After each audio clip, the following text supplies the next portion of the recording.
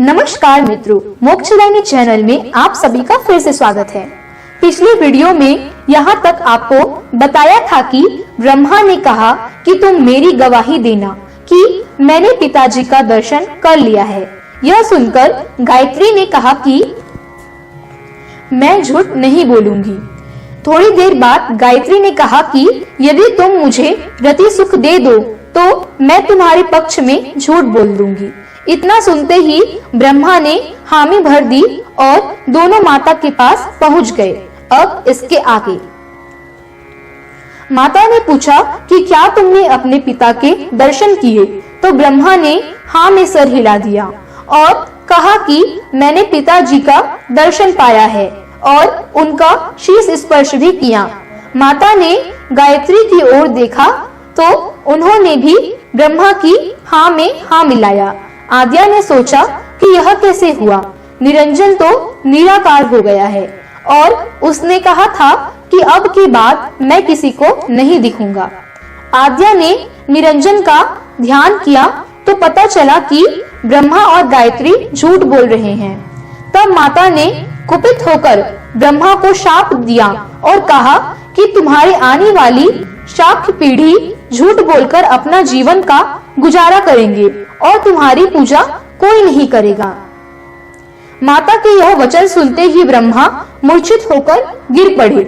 इसके बाद गायत्री को शाप दिया कि तुमने भी झूठ कहा, इसलिए तुम्हारे 5 पति होंगे। तुम गाय बन जाओ और बैल ही तुम्हारे पति होंगे, जो 5, 7 और भी ज्यादा होंगी। तुमने अपने स्वार्थ की पूर्ति के लिए झूठ बोला। शाप पाकर दोनों व्याकुल हो गए। कबीरदास धर्मदास से कहते हैं कि यह सब काल का ही प्रचंड जादू है, जो सब मनुष्य जीवों पर मन के रूप में छाया है। माया कामनी के रूप में और ब्रह्म मन के रूप में दोनों ही मिलकर इस संसार को चला रही हैं। आज तक कोई भी इनसे बच नहीं पाया है। बाद में माता को बहुत दुख हुआ। उन्होंने विष्णु को गोदी में बिठाया और कहा कि हे पुत्र, तूने मुझसे सत्य कहा, इसलिए अब तुम्हें अपने पिता के दर्शन करवाती हूँ। मन ही सृष्टि का कर्ता है, मन से ही स्वर्ग पाताल है, मन को कोई देख नहीं पाता। यही निराकार तुम्हारे पिता हैं। फिर शून्य में माता ने विष्णु से कहा कि श्वास को पलट और उपत शून्य में ले जाओ और ध्यान धरो। विष्णु ने वैसा ही किया और शून्य में ज्योति स्वरूप अपने पिता के दर्शन किया और अपने पिता को शीश नवाया और कहा कि आज माता की कृपा से मैंने आपके दर्शन कर लिए। माता ने उन्हें जगदीश बनाकर संसार का पालनहार ठाकुर जी बना दिए।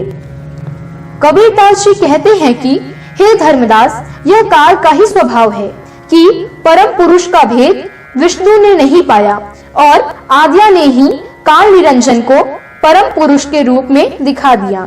इस भेद को ठीक वैसे ही गुप्त रखा जैसे किसी जलती लौ को देखकर पतंगा प्रेम में पागल होकर ज्योति के पास जाते ही भस्म हो जाता है। वैसे ही कितने जीव परमात्मा के दर्शन की इच्छा करते हैं और ज्योति निरंजन में जाकर भस्म हो जाते हैं। ऐसे ही काल स्वरूप ज्योति निरंजन किसी भी जीव को नहीं छोड़ते।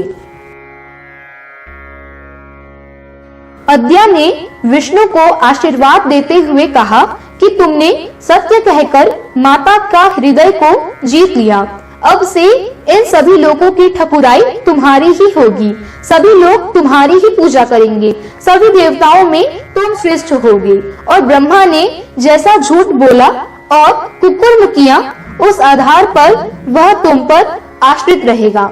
इसके बाद भवानी शिव के पास गई और कहा कि हे पुत्र शिव, तुम्हें जो चाहिए वह मांग लो। तब शिव जी ने कहा कि माता, मुझे यह वर दीजिए कि मेरी काया का कभी विनाश न हो। इस पर आद्या ने कहा कि हे पुत्र, सृष्टि में कोई अमर नहीं हुआ है। तुम पवन योग करो, जब तब तक पृथ्वी आकाश ब्रह्मांड रहेगा, तुम्हारा शरीर रहेगा। यह कहकर माता वहां से चली गई और ब्रह्मा जी उदास होकर विष्णु जी के पास पहुँचे और कहा कि मैं अपनी करनी का फल पा गया, लेकिन कुछ ऐसा करो कि मेरा भी वंश चले। तब विष्णु जी ने कहा कि हे ब्रह्मा, आप हमारे बड़े भाई हो और मैं आपकी सेवा करता रहूंगा, इसलिए मेरे जो वंशज और भक्त होंगे वह यज्ञ आदि कर्म कांड के लिए आपके द्वारा शुभ कार्य करवाते रहेंगे। इस तरह से तुम्हारा भी वंशज चलता रहेगा। यह सुनकर ब्रह्मा प्रसन्न हुआ और मन ही मन कहा कि चलो छल कपट से ही सही, पर मेरी भी संतान सुखी हो जाएगी। जब सभी कलह और झगड़ा समाप्त हो गया, तब भव सागर की रचना की गई, जिसमें जीवों के लिए 84 लाख योनि बनाई गई और 4 खानी बनाई गई।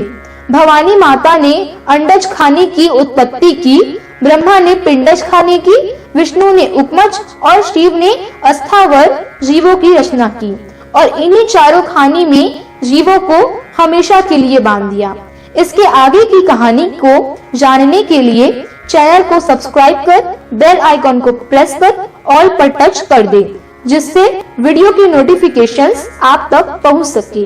अगर वीडियो पसंद आए तो अपने परिजनों में लाइक और शेयर भी कीजिए। धन्यवाद। आपका दिन शुभ हो।